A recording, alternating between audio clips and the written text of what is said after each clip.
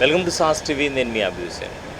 నెల్లూరు మీదుగా సుమారు ఏపీఎస్ఆర్టీసీ కావచ్చు, ప్రైవేట్ ట్రావెల్స్ కావచ్చు 200 బస్సులు అయితే పోతూ ఉంటాయి, ప్రయాణికుల్ని గమ్యస్థానాలకు చేర్చుతుంటాయి. అయితే ఇటీవల కర్నూలులో జరిగినటువంటి యాక్సిడెంట్, ఆ తర్వాత రవాణా శాఖ అధికారుల తనిఖీల నేపథ్యంలో చాలా వరకు ప్రయాణికులు ఇబ్బంది పడేటువంటి పరిస్థితి.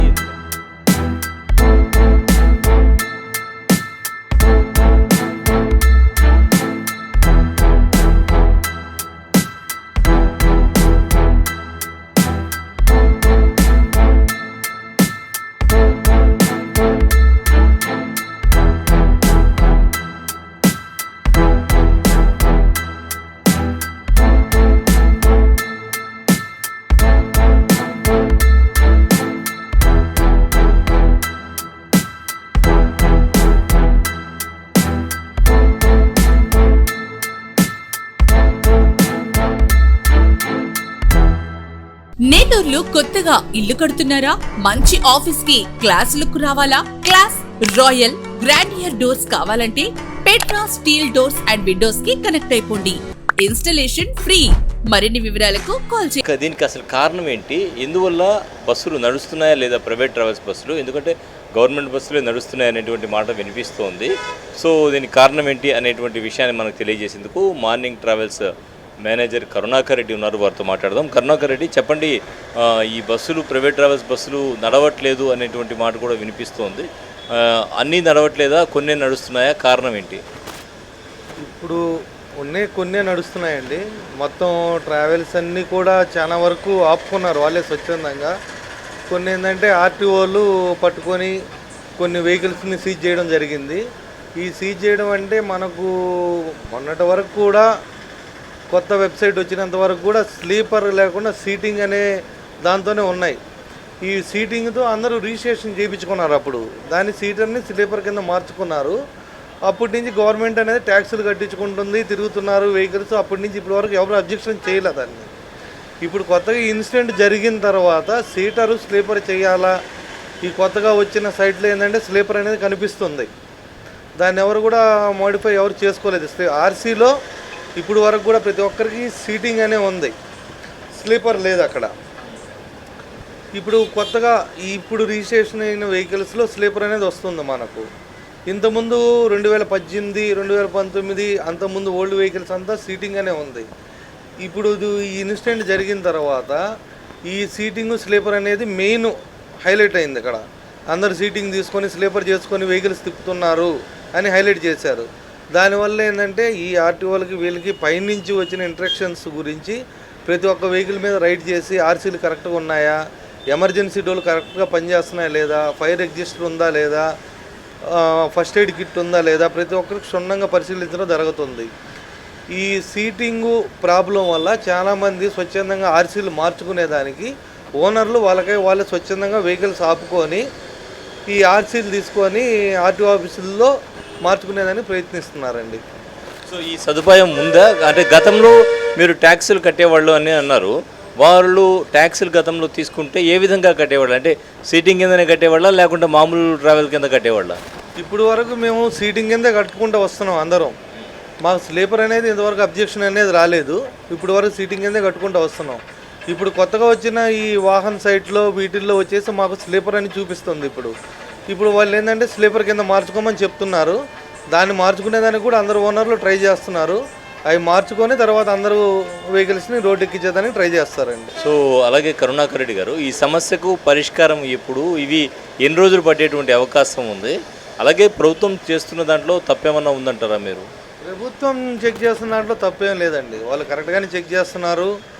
అన్ని రూల్స్ ప్రకారమే ఉండాలని చెప్పేసి వాళ్ళు కూడా చెక్ చేసి ఇన్స్ట్రక్షన్స్ ఇస్తున్నారు. ఓనర్లందరికీ ప్రతి ఆఫీస్ దగ్గరికి వస్తున్నారు. మొత్తం ఈవినింగ్ టైంలో మన ఆర్టీఓలు కానీ బ్రేక్ ఇన్స్పెక్టర్లు మొత్తం ఇక్కడే ఉంటున్నారు. వచ్చి ప్రతి ఒక్కరికి కూడా మనకు చెప్తున్నారు ఈ విధంగా ఉండాలా, వెహికల్స్లో ఏం ఉండకూడదు, ఏం ఉండాలా అనే దాని గురించి ప్రతి ఒక్కటి చెప్తున్నారు. ప్రతి ఒక్క ఓనర్ కూడా సజెషన్ ఇస్తున్నారు. దాని ప్రకారమే ఓనర్లు కూడా కొందరు ఇప్పటికి చేయించుకున్నారు, వెహికల్స్ కూడా రన్ చేస్తున్నారు. ఇప్పుడు వరకు మొన్న ఒక్కరోజే మనకు చాలా వెహికల్స్ ఆగాయి. వాటిల్లో 50% వెహికల్స్ రోడ్డు ఎక్కాయి. ఇప్పుడు ఇంకో 50% ఉన్నాయి. అవి కూడా త్వరలో ఈ 2-3 రోజుల్లో కూడా ఆర్టీఓకి వాళ్ళకి అనుకూలంగా మన గవర్నమెంట్ ఏ రూల్స్ అయితే పెట్టిందో ఆ రూల్స్కి అనుకూలంగా తయారు చేసుకొని రోడ్డు ఎక్కించేదానికి ప్రజలకు ఇబ్బంది లేకుండా అట్లా ఓనర్లకి ఇబ్బంది లేకుండా సజావుగా ప్రయాణం సాగించేలా ట్రై చేస్తున్నారండి ప్రతి ఒక్కరు. అంటే ఇప్పుడు ఇవి సీటింగ్ కింద ఉన్నాయి కాబట్టి మళ్ళీ సీటింగ్ కింద మారుస్తున్నారా వీటన్నిటిని, లేదా స్లీపర్ కింద పర్మిషన్లు తీసుకుంటున్నారా కొత్తగా? సీటింగ్ ఉందండి ఇప్పుడు దాకా. దాని గవర్నమెంట్ ఏంటంటే మనకు 2018కి ముందు మనకు స్లీపర్ అనేది ఆన్లైన్లో లేదు, అసలు ఓన్లీ సీటింగ్ అనేది వస్తుంది. అప్పుడు దాని మీదనే మనకు ట్యాక్సీలు కట్టించుకుంటున్నారు. ఇప్పుడు ఏంటంటే గవర్నమెంట్ మార్చిన తర్వాత స్లీపర్ అనేది వస్తుంది. ఆ స్లీపర్ చేయించుకోమని చెప్పారు. అందరూ కూడా ఆ స్లీపర్ అనేది చేయించుకునే దానికే ట్రై చేస్తున్నారు ఆర్టీఓ ఆఫీసులకు వెళ్ళి. అలాగే వేగ నియంత్రణకు వీటి మీద అన్ని అధికారుల పర్యవేక్షణ ఉంటే బాగుంటుంది. అతి వేగంతో వెళ్ళడం వల్లే ఎక్కువగా ప్రైవేట్ ట్రావెల్స్ ప్రమాదాలకు గురవుతున్నాయి. ఇటీవల కాలంలో ఆ ఇన్సిడెంట్ తర్వాత కూడా చాలా ప్రమాదాలు జరిగాయి. వాటన్నిటికీ కారణం అతివేగమే అంటూ ఉన్నారు. సో ఈ అతివేగం మీద ఎవరైనా మానిటర్ చేస్తే బాగుంటుందంటారా? దీని మీద మీరు ఏమంటారు? అతివేగం అనేది ఇప్పుడున్న 4 లైన్లు బట్టి ఆ రోడ్డుకు అనుకూలంగా ప్రతి ఒక్కటి జర్నీ చేసేదానికే ట్రై చేస్తారండి. మినిమం మనకి ఇచ్చిన హైవేలో ఇప్పుడు ఏంటంటే 80, 90 మినిమం. మనకు మెయిన్ ఏంటంటే ఎక్కడ వస్తుందంటే హైదరాబాద్ వెహికల్స్ చూసుకుందాం. మనకు ఉదయం 7:30కి సిటీ అలౌ లేదంటున్నారు, నైట్ 10:30 వరకు లోపలికి అలౌ లేదంటున్నారు. ఈ కస్టమర్లు ఏంటంటే మనం మామూలుగా క్యాజువల్గా మాట్లాడుకున్నా కూడా ప్రతి కస్టమర్ కూడా డ్రైవర్ని తొందర పెట్టడం, డ్రైవర్ మీద ఒత్తిడి తీసుకురావడం. బండి ఎక్కడన్నా ఒక అరగంట లేట్ అయింది అనుకోండి, లైన్ మీద అరగంట లేటుగా వచ్చిందని చెప్పి డ్రైవర్ని ఇష్టం వచ్చినట్టు మాట్లాడడం, కొట్టేదానికి వెళ్ళడము, చాలా సంఘటనలు జరుగుతున్నాయి. వెహికల్ అనేది ఆన్ ది వేలో వస్తున్నప్పుడు ట్రాఫిక్ జామ్ కావచ్చు, లేదా వర్షం వల్ల జాగ్రత్తగా రావడం, డ్రైవరు నిదానంగా తీసుకురావడం, ఇట్లా చాలా జరుగుతున్నాయి. నిదానం వస్తారు డ్రైవర్లు, వాళ్ళ ప్రాణాల మీద తెచ్చుకోలేరు కదా, వర్షం పడ్డది, తర్వాత ఎక్కడైనా ట్రాఫిక్ జామ్ అయింది. ఇప్పుడు చెన్నై నుంచి వెహికల్స్ బయలుదేరుతున్నాయి సార్. చెన్నైలో మనకు 7 గంటల టైం ఇచ్చారు. 7 గంటల బయలుదేరేసి ఓనర్ ఒక 1 అవర్లో బయటకు వచ్చేసేయాలని టైమింగ్ పెట్టుకుంటారు వాళ్ళు. 1 అవర్లో ఈజీగా బయటకు వచ్చేసేయచ్చు. కానీ కొన్ని ఏరియాల్లో ఈ సిగ్నల్స్ వల్ల, ట్రాఫిక్ జామ్ వల్ల 1.5 అవర్ అనేది 2 అవర్స్ కూడా పట్టవచ్చు అక్కడ. అప్పుడు మనకు ఆ 7 గంటలకు అక్కడ బయలుదేరిన బండి ఇక్కడ నెల్లూరుకి 11 గంటలకు ఓనర్ పెడతాడు. 11 గంటలకు నెల్లూరు వస్తుంది అనేసి. కానీ ఆ వెహికల్ 12 అవుతుంది ఇక్కడికి వచ్చేటప్పటికి. ఆ 12కి ఇక్కడికి వచ్చిన తర్వాత డ్రైవర్ మీద దౌర్జన్యం చేయడము, ఇంత దూరం నుంచి మనల్ని సేఫ్గా తీసుకొని వస్తున్నారు, సేఫ్గా తీసుకొని వెళ్తున్నాడు డ్రైవరు, రెస్పెక్ట్ ఇద్దాము, జాగ్రత్తగా ఇచ్చేద్దాం అనేసి ఏ ఒక్క ప్రయాణికులకు లేదు. బండి మనకు లేట్ అయింది, లేటుగా గమ్యస్థానాల్లో పోతున్నాయని ఈ ప్రెజరు డ్రైవర్ మీద పెడుతున్నారే తప్పనిచ్చి మనల్ని జాగ్రత్తగా గమ్యస్థానాలు చేరుస్తున్నారు. మనం హ్యాపీగా వచ్చి దిగుతున్నాము. ఒక 10 నిమిషాలు లేట్ అయినా, ఒక అరగంట లేట్ అయినా మనల్ని చేర్చారా లేదా? దీనివల్ల బండి ఒక అరగంట, గంట లేట్ అయిందంటే దీని ప్రభావం ఎక్కడ చూపిస్తున్నారంటే రెడ్ బస్సులో రేటింగ్ల మీద చూపిస్తున్నారు. ఆ రేటింగ్ పడిపోయిన దానివల్ల వెహికల్ పైన టాప్ ప్లేస్లో ఉండాల్సింది కిందకు వస్తుంది. ఈ ఓనర్ ఏం చేస్తున్నారు, నీ వల్ల నాకు రేటింగ్ పడిపోయింది అనేసి డ్రైవర్ల మీద ప్రెజర్ తెస్తున్నారు. ఈ ట్రాఫిక్ జామ్ అవుతుంది, ఓకే, కస్టమర్ ఈరోజు నచ్చజెప్పి వినేవాళ్ళు ఎవరు కనిపించట్లా. ఇప్పుడు చెప్పినా కూడా ఇప్పుడు బండి ఒక అరగంట లేట్ వచ్చింది అనుకోండి, ఇక్కడికి బండి అరగంట లేట్ వచ్చిందని ఇక్కడ ఆఫీస్ వాళ్ళ మీద ప్రెజర్ చేయడం, అట్లా డ్రైవర్ల మీద ప్రెజర్ చేయడం, ప్రతి 5 నిమిషాలకు ఒకసారి వేసి డ్రైవర్ని ఫోన్ చేసి ఎక్కడుంది బండి అని చెప్పేసి ఒత్తిడి చేయడం, ఇక్కడ ఆఫీసులో ఎవరన్నా ఉంటే వాళ్ళ మీద ప్రెజర్ చేయడం, బండి ఎందుకు లేట్ వస్తుంది అనేసి చెప్పినా వినే పరిస్థితిలో ఎవరు లేరు. దీన్ని మన ప్రయాణికులు కూడా అర్థం చేసుకోవాలా.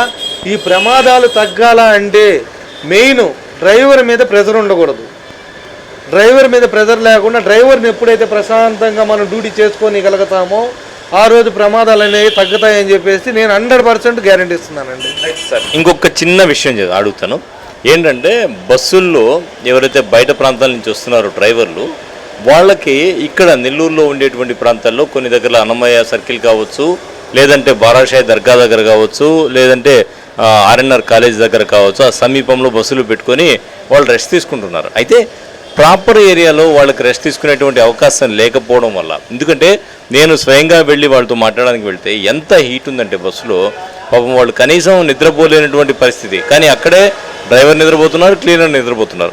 వాళ్ళకి ప్రాపర్గా నిద్రపోయేటువంటి కండిషన్స్ లాంటిది, విశ్రాంతి గదులు లాంటిది ప్రైవేట్ ట్రావెల్స్ వాళ్ళు కల్పిస్తే బాగుంటుంది కదా అనేది నా అభిప్రాయం. మీరేమంటారు, ఒప్పుకుంటారా దీన్ని? ఓకే, రైట్ సార్, నేను ఒప్పుకుంటాను దాన్ని. ఈరోజు డ్రైవర్లు బయట నుంచి వచ్చిన వాళ్ళు ఇక్కడ బస్సుల్లో పనుకోవాలన్నా బాగా ఇబ్బంది పడుతున్నారు. కానీ మన గవర్నమెంట్ ఇంతకుముందు ఆర్టీఓ ఆఫీసు పిలిపించి మన ట్రావెల్స్ వాళ్ళందరితో కూడా మీటింగ్ పెట్టడం జరిగింది. ఇక్కడ మనకు ఫస్ట్ మన మైపాడు రోడ్లో అక్కడ ఇస్తా ఉన్నారు పార్కింగ్ అవి. తర్వాత దాన్ని సజెషన్ చేసి వేణుగోపాల స్వామి గ్రౌండ్ ఉంది కదా, ఆ గ్రౌండ్లో మనకు వెహికల్స్ పార్కింగ్ కానీ ఆఫీసులు కానీ ఇక్కడ క్రౌడ్ తగ్గుతాయి, మీకు అందరికి అక్కడ షిఫ్టింగ్ చేస్తామన్నారు. ఒకవేళ షిఫ్టింగ్ చేస్తే మన డ్రైవర్లకి ఒక రూమ్ అనేది ఏర్పాటు చేసుకొని, ఏ ట్రావెల్స్ కూడా అన్ని ట్రావెల్స్కి ఒకటే రూమ్ అనేది ఏర్పాటు చేయలేము. ఇప్పుడు సపోజ్ మన డ్రైవర్లు ఉన్నారు, మన ఆఫీస్లోనే ఒక డ్రైవర్లకు ఒక రూమ్ అనేది సపరేట్గా అరేంజ్ చేసుకొని పెట్టుకునే దానికి ఉంటుందండి. ఇప్పుడు సపోజ్ మన ఆఫీసే తీసుకుందాం, కనీసం ఇక్కడ కూర్చోవాలన్నా కూడా మన టేబుల్కి, మన చైర్కి, మన లగేజ్కి సరిపోతుంది. ఇక్కడ ఇంకొకరు వచ్చి కూర్చునేదానికి ఏ ఆఫీసుల్లో కూడా ఫెసిలిటీ లేదు. అటువంటిప్పుడు డ్రైవర్లు వాళ్ళు వచ్చి ఇక్కడ పనుకోవాలన్నా కూడా పనుకోలేరు. మాకేదన్నా గవర్నమెంట్ బయట స్థలాలు ఏమైనా కేటాయించి ఒక పార్కింగ్ అనేది కేటాయిస్తే వాటిలో ఒక ఆఫీస్ అనేది ఏర్పాటు చేసుకొని డ్రైవర్కి ఒక రెస్ట్ రూమ్ అనేది ఏర్పాటు చేసుకుంటామని మేము చెప్తున్నామండి. సూపర్ అండి. విషయం ఏంటంటే వాస్తవంగా కరుణాకర్ రెడ్డి గారు చెప్పినటువంటి విషయం, అలాగే నేను స్వయంగా వెళ్ళి చూసినటువంటి విషయం ఏంటంటే ఏ డ్రైవర్కి కూడా ప్రాపర్గా రెస్ట్ తీసుకునేటువంటి అవకాశం లేదు. బస్సుల్లో చాలా వేడిగా ఉంటుంది, ఇంకా అంత పెద్ద బస్సులో ఏసీ వేసుకొని పడుకునేటువంటి అవకాశం వాళ్ళకు ఉండదు. కాబట్టి దానికి ఎగ్జిట్ డోర్ ఓపెన్ చేసుకొని నిద్రపోతున్నారు. ఆ వచ్చే లైట్ గాలి ఉంటుంది, పైనుంచి అయితే హీట్ ఉంటుంది. సో ఇంత రెస్ట్లెస్లో నిద్రపోయినటువంటి ఒక డ్రైవరు వెహికల్ ఎక్కితే చల్లగాలికి నిద్ర రాకుండా ఎలా ఉంటుంది? సో ఖచ్చితంగా నిద్ర వచ్చేటువంటి పరిస్థితులు. అలా కాకుండా కరుణాకర్ రెడ్డి గారు చెప్పినట్టు ఎక్కడైనా ఒక ప్రాపర్ ఏరియా ఉండి బస్సులన్నీ కూడా ఆ ఏరియాలో ఉండేటట్టు చేస్తే అక్కడ ఏదైనా వాళ్ళకి వసతి సౌకర్యాలు కల్పిస్తే, ఎందుకంటే ఇది ప్రయాణికుల భద్రతకు సంబంధించిన విషయం, ప్రయాణికుల ప్రాణాలకు సంబంధించిన విషయం. ఏదో ప్రమాదం జరిగిపోయిందని హడావిడి చేసేసి అక్కడ వచ్చేసి గందరగోళం చేసేసి అధికారులు తిరిగేసి అయిపోతే కాదు కదా, ఇది ప్రాణాలకు సంబంధించిన విషయం. కాబట్టి ఖచ్చితంగా దీని మీద రవాణా శాఖ అధికారులు కావచ్చు, రవాణా శాఖ మంత్రి కావచ్చు స్పందించాల్సినటువంటి అవసరం ఉంది. ఆ దిశగా చర్యలు తీసుకోవాల్సిన అవసరం ఉంది. ఎందుకంటే ప్రజల ప్రాణాలకు సంబంధించినటువంటి విషయం కాబట్టి సాస్ టీవీ దీన్ని నొక్కి చెప్తోంది. ఖచ్చితంగా ఆ దిశగా చర్యలు తీసుకొని డ్రైవర్లకి విశ్రాంతి గదులు ఏర్పాటు చేసే విధంగా చేస్తే మాత్రం బాగుంటుంది.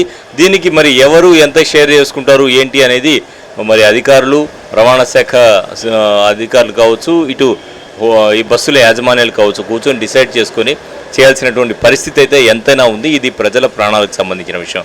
కెమెరామెన్ మహేష్తో హుసేన్, సాస్ టీవీ నెల్లూరు.